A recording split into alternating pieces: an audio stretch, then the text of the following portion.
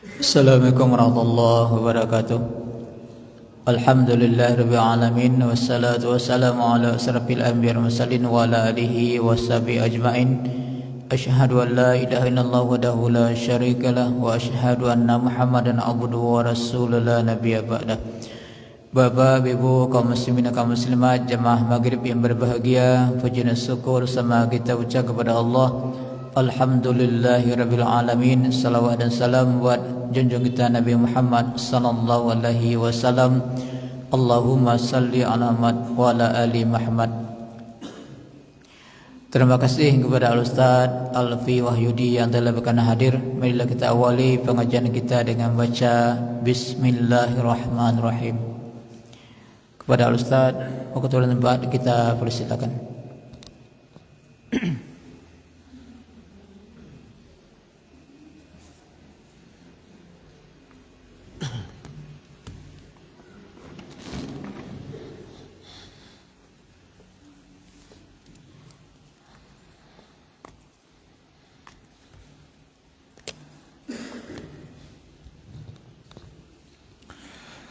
Bismillahirrahmanirrahim.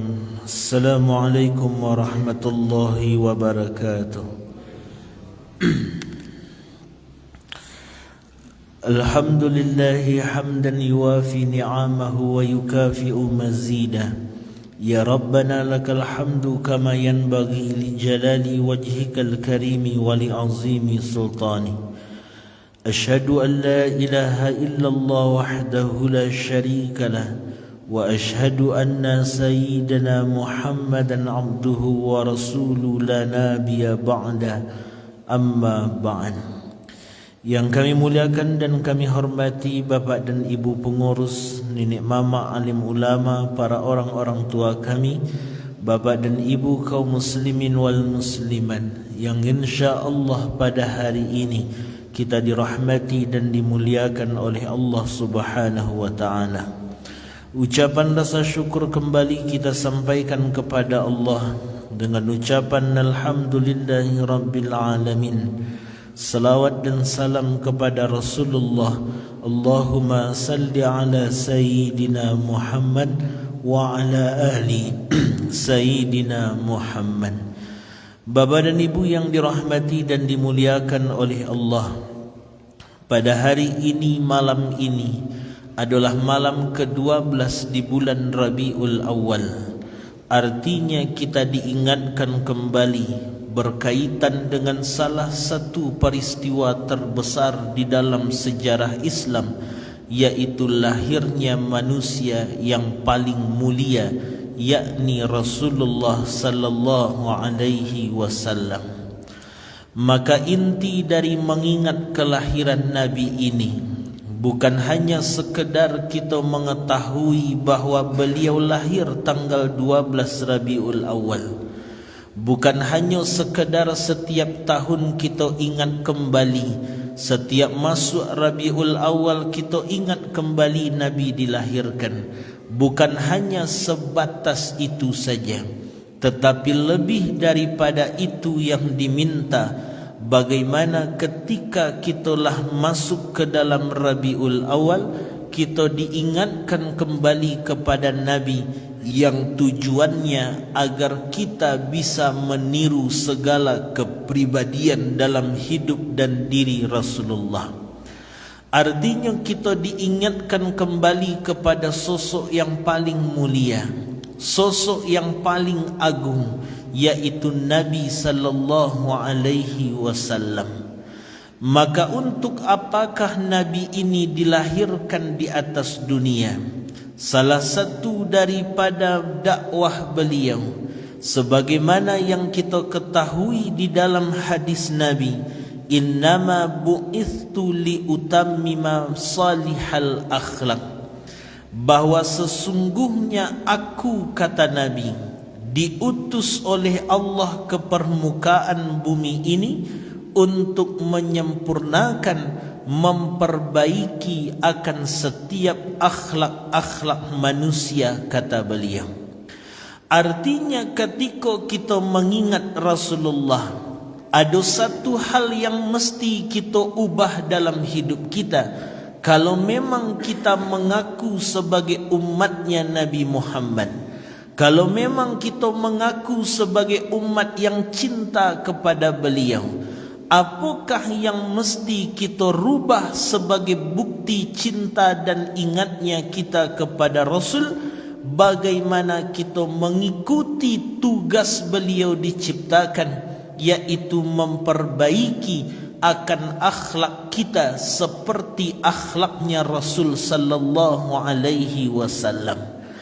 Karena kalau kita lihat di dalam Al-Quran bahwa Allah tidak memuji Nabi itu dengan ibadahnya, Allah tidak memuji Nabi dengan salatnya, Allah tidak memuji Rasulullah dengan puasanya, tapi Allah memuji Rasulullah dengan kepribadian dan akhlak yang melekat di dalam dirinya. Artinya di samping Nabi ini mengajarkan dan membawa ajaran Islam untuk menyembah Allah, ada satu hal nan penting ketika Nabi itu diutus, yaitu untuk merubah akhlak-akhlak manusia menjadi akhlak-akhlak yang baik satu sama lainnya.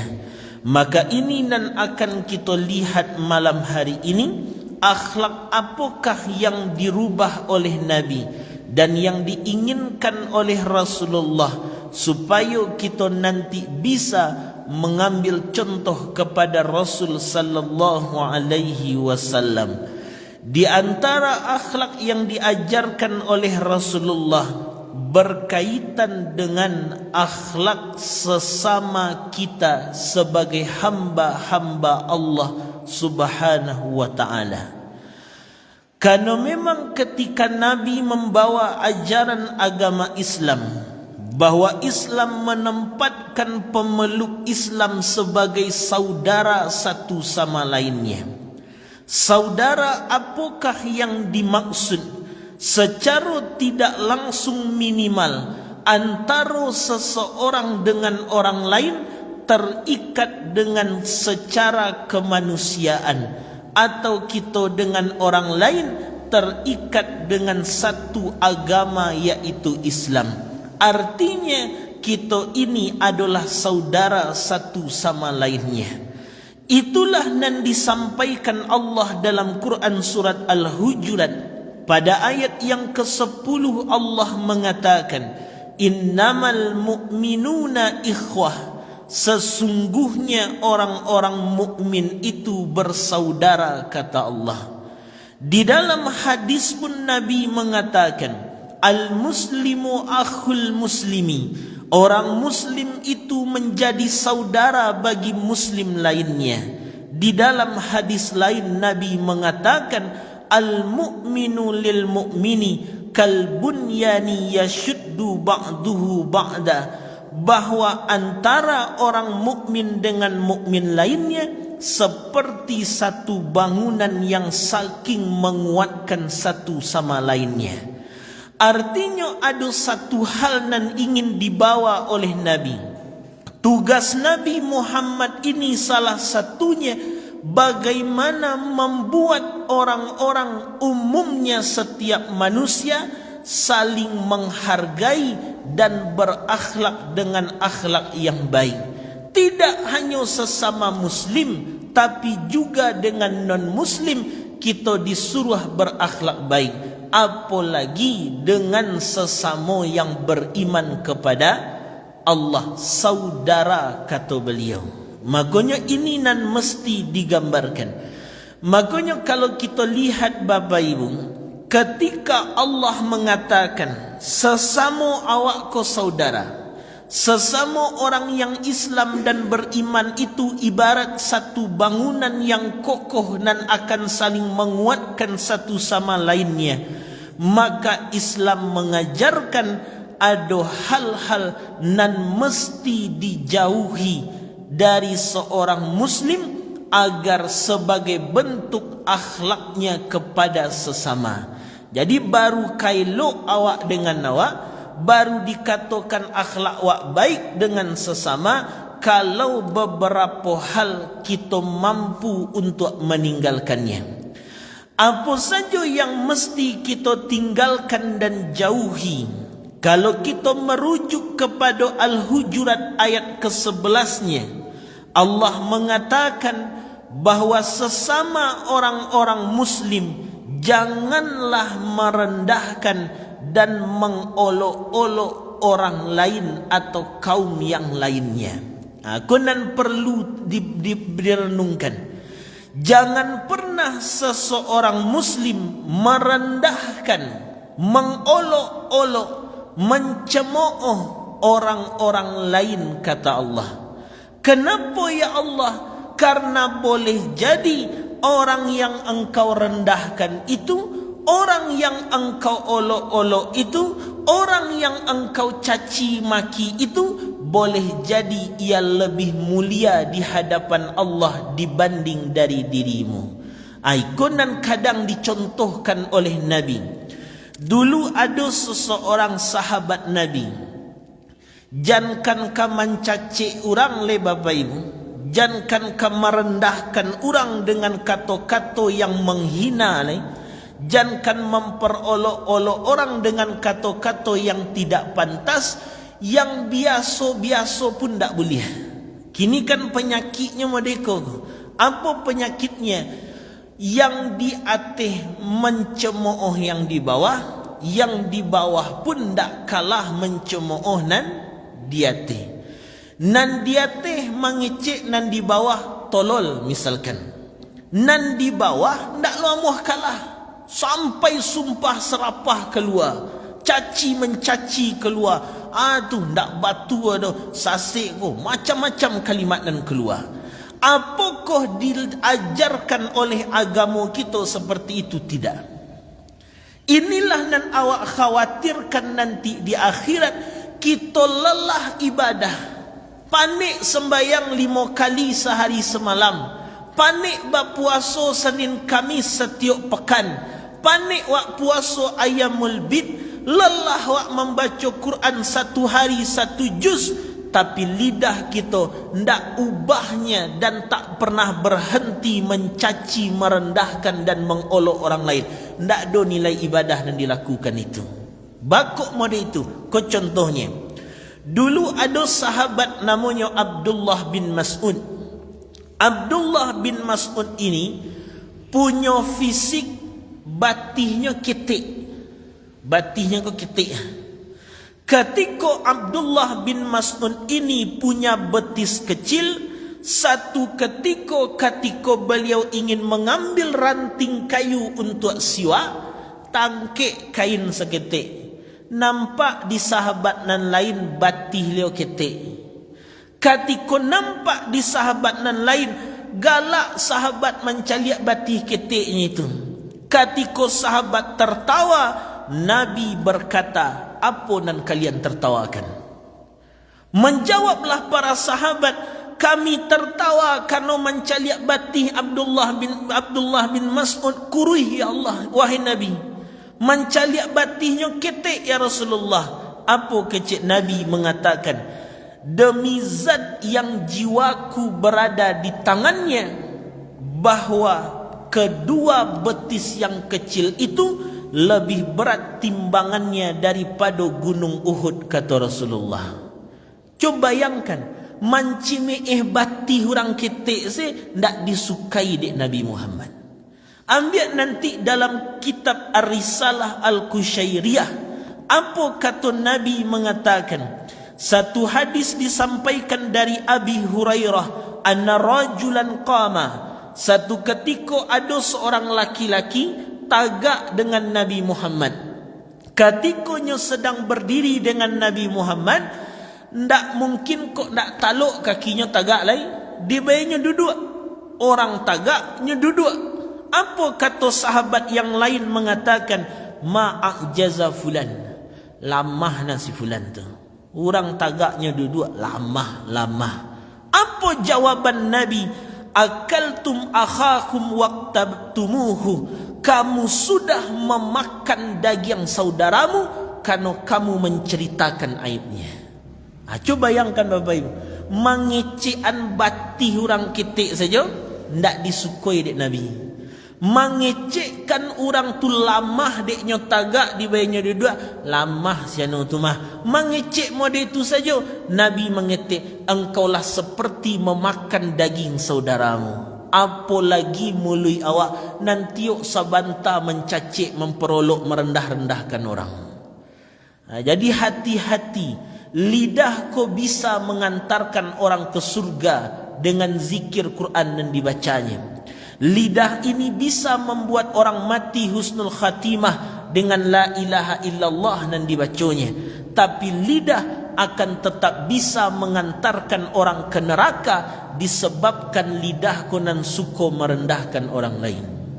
Makanya sama, awak bapa ibu kalau tidak suka dengan orang, ndak suka kemudian dengan pemerintahan. Kini kan heboh-heboh kan kondisi bangsa. Ndak suka awak dengan pemerintahannya, kritik silahkan. Magiah masukan silahkan. Magiah masukan yang ilmiah, kritik yang ilmiah boleh. Tapi katikolah mencaci, disinan nanti pahala akan diagih ke orang itu. Kan panik-panik siap beribadah itu. Makanya dulu guru kami pernah mengecek, baralah kabanyaknya pahala Pak Jokowi di akhirat dia kecil dia. Batu buya cewek. Nan salamu kan bayangan fikiran awak kan orang mencacik beliau seko. Buruk sedih mata orang sedolahnya. Tapi beliau mengecek baralah kesambuh pahalanya nanti itu. Batu buya. Se-Indonesia orang memburuk-burukannya, mencaciknya, bantuannya, fisiknya segala macam, baralah kesambuh pahala dan diterimanya nanti itu. Menyampaikan kritik terhadap kinerjanya boleh. Menyampaikan kemudian hal yang tidak baik, yang tidak sesuai boleh. Tapi kalaulah menghina fisiknya, menghina orangnya, merendahkan, kemudian memperolok-olok, caliak ujung surah Al-Hujurat, engkau termasuk kepada orang-orang fasik dan zalim, kata Allah. Makanya di dalam kitab Arisalah Al-Qushairiyah digambarkan oleh Nabi, man mata ta'iban minal ghibah fahuwa akhiru man yadkhulul jannah. Orang nan kini mati dan saatnya mati lai sempat bertaubat kepada Allah dari dosa gibahnya, dari dosa merendahkan orangnya, dari dosa mencaci orangnya, lai sempatnya bertobat, maka orang ini adalah orang dan paling terakhir masuk surga. Coba bayangkan Bapak Ibu, awak mati tapi lai sempat bertaubat dari dosa lidah awak, dari dosa mencela orang, dari dosa kemudian mencaci orang, dari dosa menghina orang, mempagunjangan orang, lai sempat taubat menjelang mati, lai masuk surga, lai tapi terakhir kecil Nabi. Sedangkan waman mata musirran alaiha fahuwa awwalu man yadkhulun nar. Tapi orang-orang nan mati dan tidak sempat bertaubat sedari dosa mencela, gibah dan sebagainya, orang ini orang nan pertama Allah campakkan ke dalam neraka. Kan malang nasibnya itu. Bakok mode itu ya Nabi.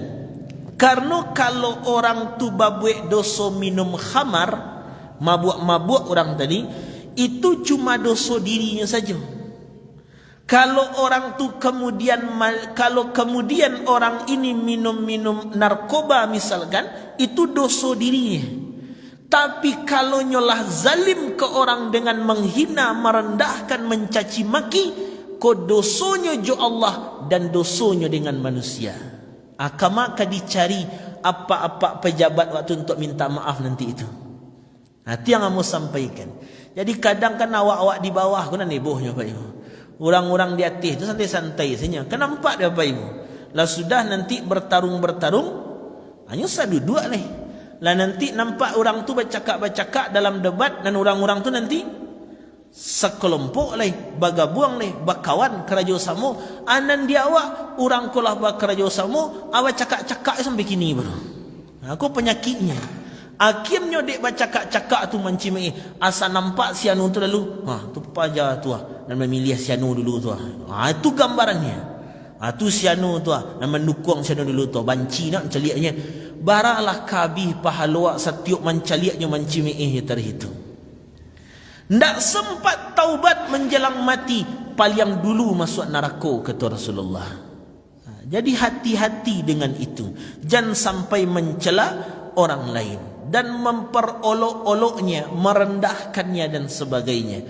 Dulu ada nama seseorang, beliau sahabat Nabi juga. Beliau Sa'ad bin Abi Waqqas. Satu ketika Sa'ad bin Abi Waqqas ini, sahabat Nabi, dikenal dengan seorang pejuang yang tangguh. Istilahnya kalau untuk baparang-baparangnya hebat. Ketika dalam satu perperangan, adalah orang Muslim lamah. Lah gak bau mua orang ko. Ikut lo nyawa parang. Apa kecek Sa'ad bin Abi Waqqas? Alah, orang lamah ko anang kebisarinya ko. Mada itulah bahasa awaknya. Nyo membanggakan dirinya sebagai pejuang tangguh dan nyo katakan orang ko lamah anang kabisarinya. Tadanga adik Nabi Muhammad. Kata Nabi mengatakan, kalaupun ketika perang engkau hebat, kalaupun ketika perang itu engkau pintar memakai senjata, engkau pintar mengatur serangan, tetapi kata beliau, jangan hinakan orang yang lemah, karena sama saja engkau menghinakan Allah Subhanahu wa taala. Kan bahaya itu. Mengecian batih orang kita, mengecian orang lamah lah dicela dek Nabi. Apalagi mengecek-ngecek nan kelewatan daripada itu. Jadi maksud ambo Bapak Ibu, ananlah terjadi itu selesai. Dulu wak memilih milih 01, dulu wak milih 02, kan lah selesai. Lah sudah sianan terpilih. Ai jangan dipatari hanya cakap sampai kini lain. Wambo pendukung ko dulu caliak di TV itu. Di TV itu caliaklah berita-berita, acara-acara. Caliaklah setiap bertamu mulai diskusinya lunak. Lama kelamuan karih. Dari lama-lamuan karih itu caci mencaci, mengecen, engkau nam bodoh, koi. Orang lah elok di hati. Awak baca kak je di bawah baru. Orang tulah baik dan awak dosa bertambah je tiap hari baru. Maka kata Allah, awak ko bersaudara. Kalau salah orang tadi, maka kemudian kritik boleh, menyampaikan aspirasi boleh, tapi jangan sampai merendahkan, menghina dan memperolok-olok orang tersebut. Itu yang digambarkan oleh Allah Subhanahu wa taala. Makanya nanti di dalam hadis Nabi termasuk juga menyebut seseorang dengan panggilan yang tidak disukainya, kata Allah. Mode gambaran lewat orang, apa aja bodoh tu, tu nak boleh tu nak. Atau kemudian nampak misalkan agak kalam kulitnya, apa aja hitam tu, tak boleh. Kenapa? Karena itu pun dilarang oleh Nabi sallallahu alaihi wasallam. Memanggil orang dengan yang tidak disukai saja dilarang, apalagi sampai mencaci, mencela dan menghina. Jadi rancak awak jawab ko elok-elok sajalah. Awak jawab ko elok-elok sajalah. Kenapa? Kalaulah urusan dengan manusia akan lebih berat di akhirat dibanding urusan dengan Allah Subhanahu wa ta'ala. Makanya kata Syekh Abdul Qadir Al-Jailani, tak usah mencela orang, tak usah merendahkan orang. Kok dapet sianan dicaliak tu awak dan merasa rendah. Itu rancak itu. Makanya kata Syekh Abdul Qadir Al-Jailani mengatakan, jika kamu berjumpa dengan orang-orang, maka anggaplah orang tu lebih mulia dari dirimu. Itu rancak. Jangan dikecian, pajago. Menghina jangan. Anggap orang tu lebih mulia. Bertemu bapa ibu dengan anak kecil, kata Syekh Abdul Qadir Al-Jailani, maka kecil awak, betapa mulianya anak kecil ini dibanding diriku, karena anak kecil ini dosanya belum ada, sedangkan aku dosakulah banyak.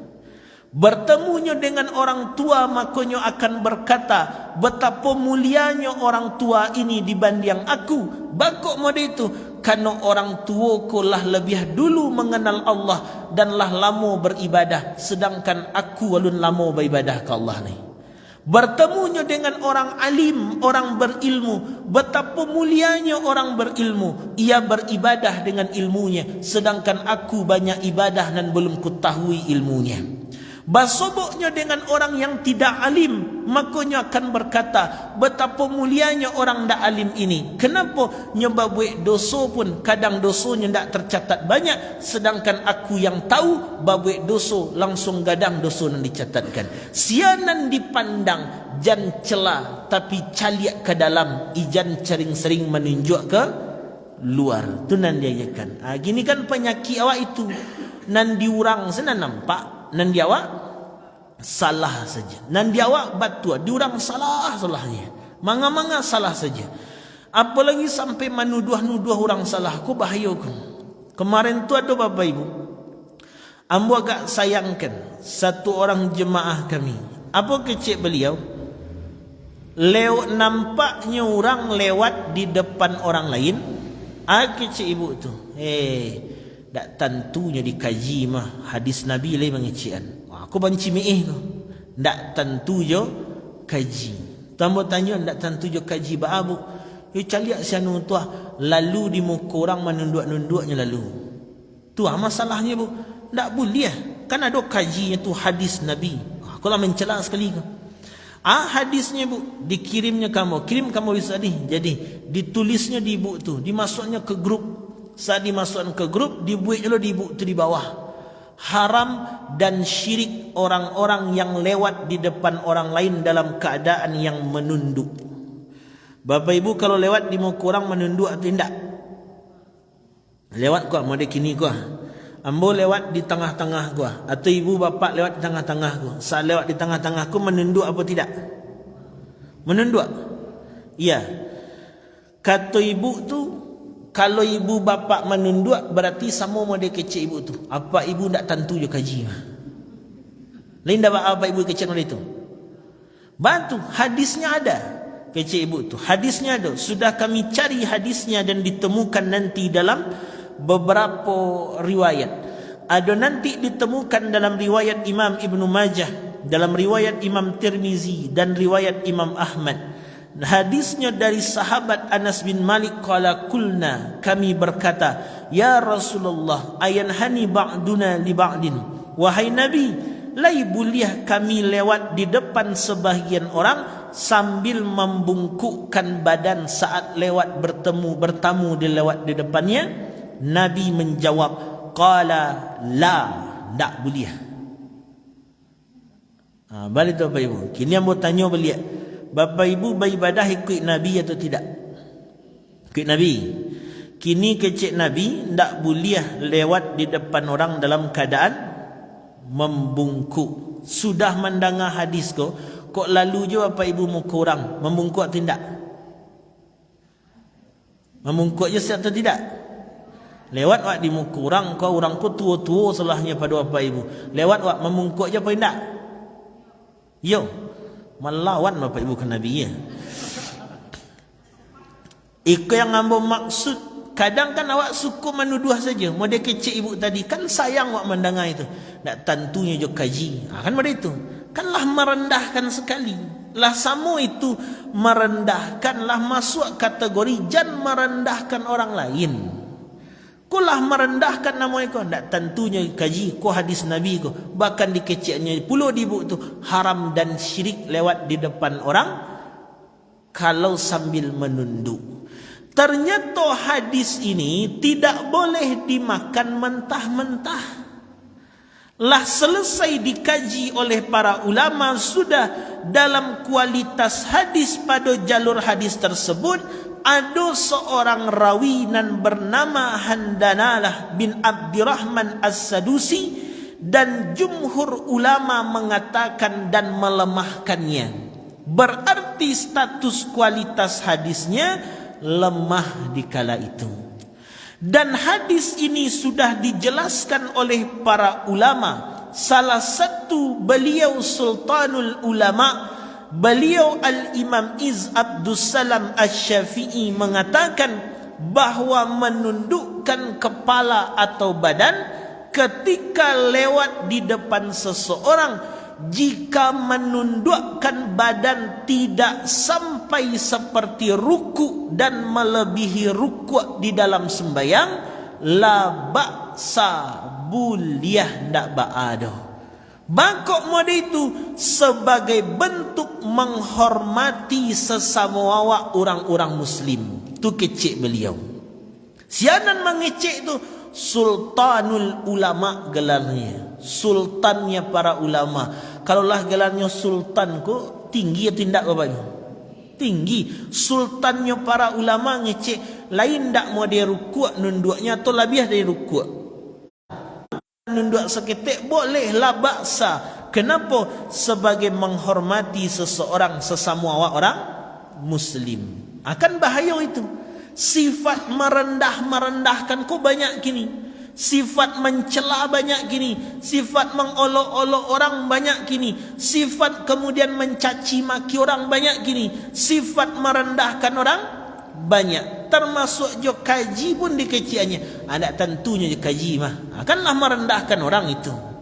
Kalaupun awak tahu, sampaikan elok-elok. Kau yang ambo tahu rasanya mau dikuah. Mau itu caranya. Bukan dari lakang. Tak tentunya je kaji mah. Kau merendahkan kau. Makanya kadang penyakit awak di situ. Tidak terlalu tahu. Tapi terkadang merasa paling tahu. Kalau hadis lewat di muka orang tadi makan mentah-mentah. Ba'alo jo hadis naniko bapak ibu. Bagilah tunjuk cik lain. Hadis Nabi itu tidak boleh dimakan mentah-mentah. Kalau mentah-mentah dimakan hadis Nabi lewat di muka orang tadi, tidak pakai penjelasan ulama, kan tidak boleh kecik Nabi. Tapi ulama kan menjelaskan dan tidak boleh tu kalau sampai ruku atau lebih. Kalau tidak pakai penjelasan ulama, ba'a maksud hadis ke bapak ibu. Di hadis disebutkan oleh Nabi, man sami'a rajulan yanshudu dalatan fil masjidi. Kalau engkau mendengar ada orang-orang yang sedang mencari barang hilang di dalam masjid, falyakul, ucapkan la raddahallahu alaik. Mudah-mudahan tak bertamu barang yang hilang tu. Nampak di bapak ibu ada orang mencari barang hilang di masjid ku, andai malah nyawah, malah kunci. Macam itu ah. Kecek Nabi sabui, mudah-mudahan tak bertamu barang yang hilang tu. Berarti boleh tak mencari barang hilang masjid? Boleh tak bapak ibu? Kalau mau deko hadisnya, sianan mandanga mencari orang dan mencari barang hilang di masjid, kecek Nabi. Mudah-mudahan indak balik barang tu, indak bertamu barang tu. Model tu kecek Nabi. Berarti boleh tak mencari kalau ada barang hilang di masjid bapak ibu? Tak boleh? Kalau hilang kunci rumah bapak ibu cari apa indak? Tapi tidak boleh tadi. Boleh apa tidak? Berarti kalau makan hadisnya mentah-mentah tu mau ditulis hilang pulang sembahyang isya nanti dicari. Mah kunci rumah dia tak bersobok carilah bu. Tak dah. Carilah pak. Tak dah. Tak boleh Nabi. Tu mana caranya lain? Ai bongkar ke pintu rumah tu kau kerja. Tu mana itu caranya lain? Maksud nan indak buliah itulah diterangkan oleh ulama juga, larangannya tidak sampai, ada yang mengatakan sampai ke haram, tapi ada yang mengatakan cuma makruh. Bilanya dilarang mencari barang hilang, hukumnya bisa menjadi makruh atau haram itu ketika kemudian taswishi, mengganggu orang nan sedang beribadah dan raf'us saut, suara karih. Orang sedang salat di sinan sembahyang sunat. Kau dulu baca Quran. Kau dulu orang sembahyang. Awak ibu, oi, lain nampak kunci. Saya nampak. Itu nak boleh. Tak mungkin pitih wak hilang 1 juta, 2 juta dalam masjid. Tak ibu cari. Tak boleh Nabi. Tu babi 2 juta tu. Biasalah. Lihat muah apa ibu itu. Itu yang ambil maksud. Bukan terkadang orang kau tak tahu jo kaji. Bukan orang kau tak tahu jo kaji. Tapi terkadang awak yang sok tahu dengan kaji.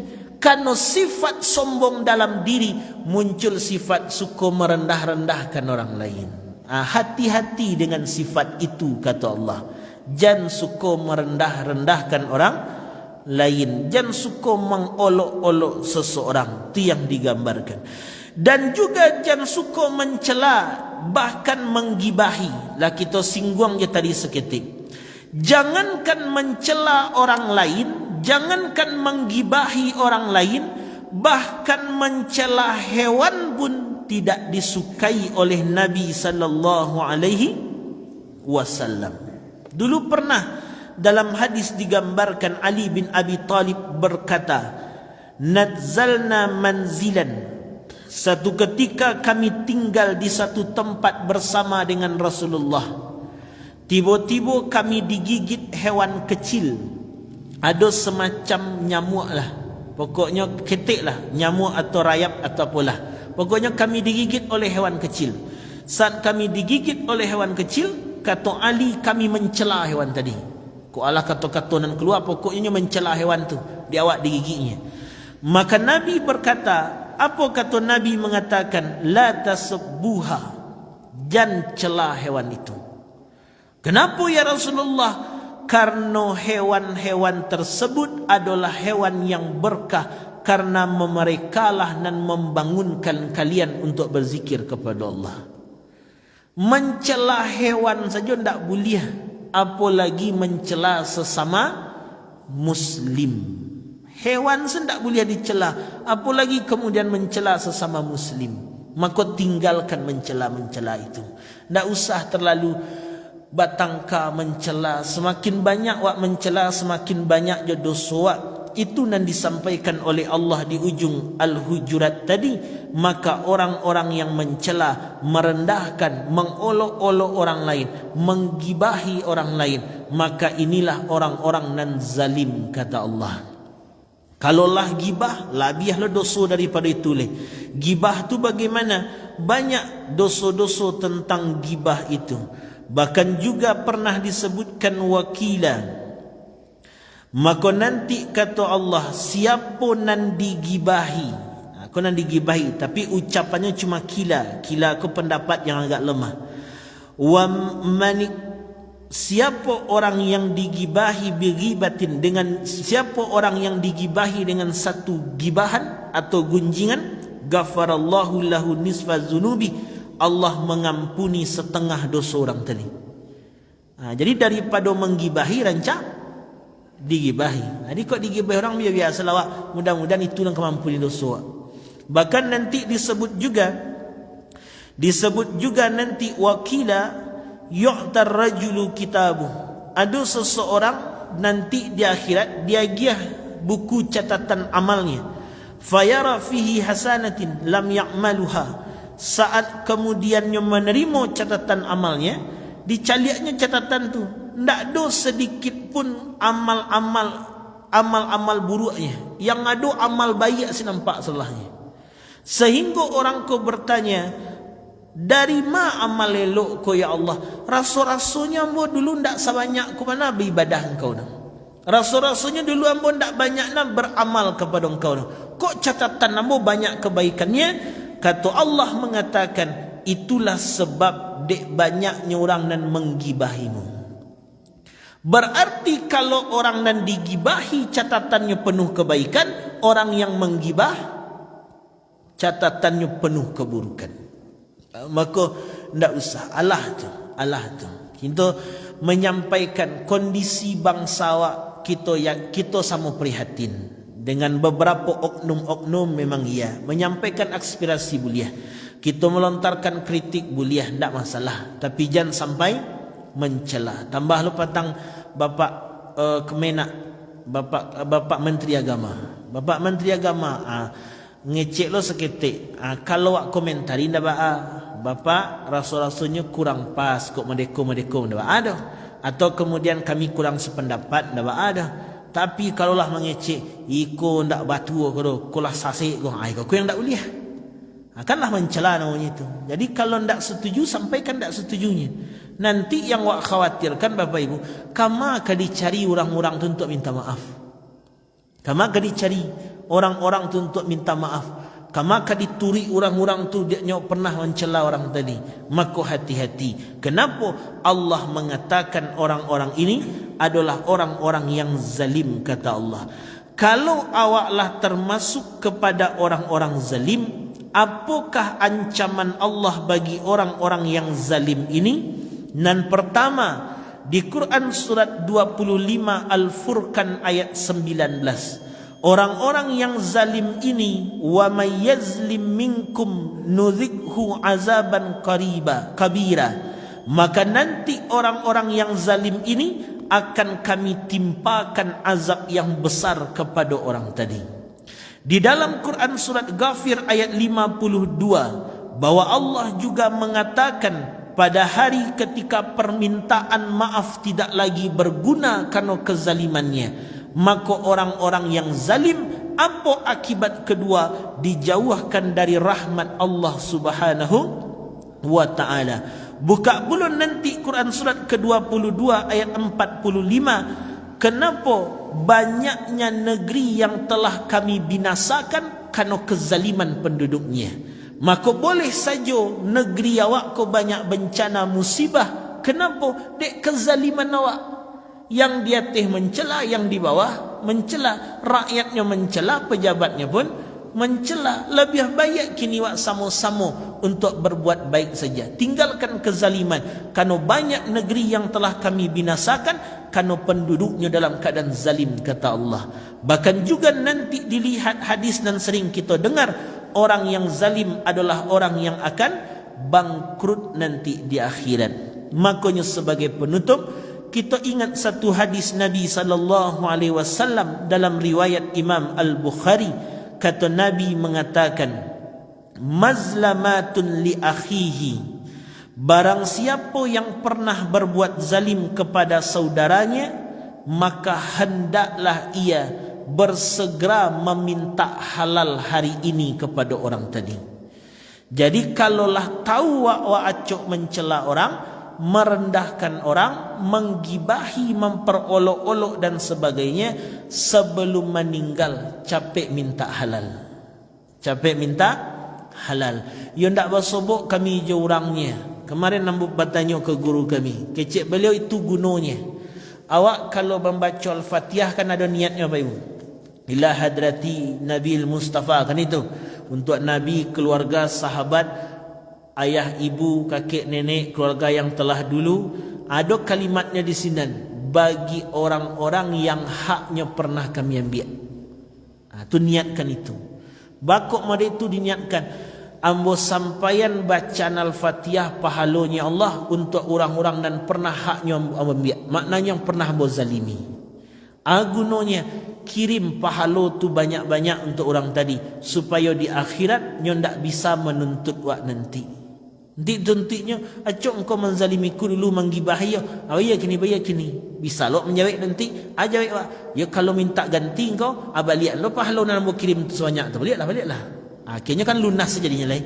Itu gunanya diajarkan oleh ulama, kirim, sampaikan ke orang-orang yang pernah ku ambil haknya, yang pernah ku zalimi. Tapi kalau lagi bertemu orangnya, capek minta halal hari ini, kata Rasul, sebelum datang hari kiamat dan tidak ada dinar, dirham dan apapun. Penggantinya cuma amal saleh yang kau kerjakan selama ini. Jadi supaya jangan sio-sio saja amal saleh wak. Subuh-subuh dingin-dingin wak ke masjid, baca Quran sejuz, sepertiga malam wak bangun, Senin Kamis wak panik puasa menahan haus je lapar, tapi amal tu habis. Dek lidah wak suka mencela, menggibahi, merendahkan dan sebagainya.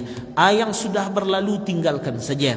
Tak usah diperpanjang urusannya, tak usah diperpanjang permusuhannya. Kenapa? Karena awak sama-sama ikhwah. Kita ko satu sama lain, bersaudara yang semuslim, seiman kepada Allah Subhanahu wa ta'ala. Itulah salah satu akhlak yang diajarkan Nabi kepada kita. Maka ikuti akhlaknya sebagai bentuk kita cinta kepada Rasul sallallahu alaihi wasallam. Ya santabu adalah kamu.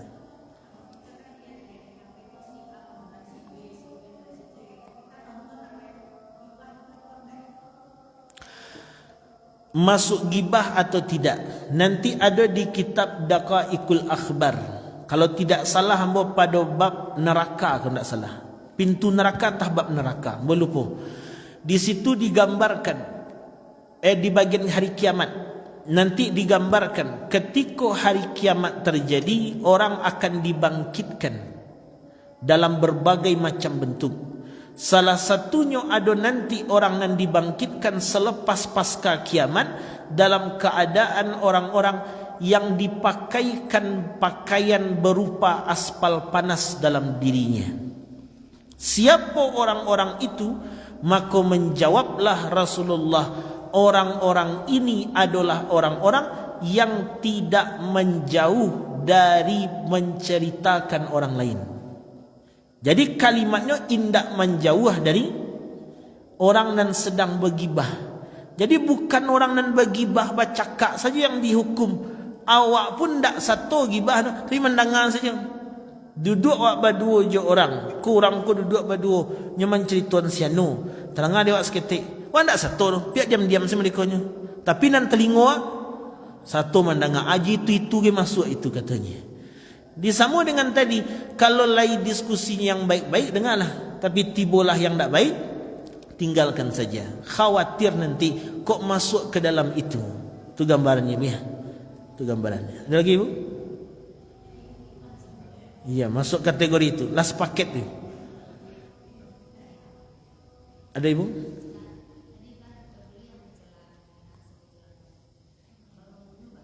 Kalau apa ibu?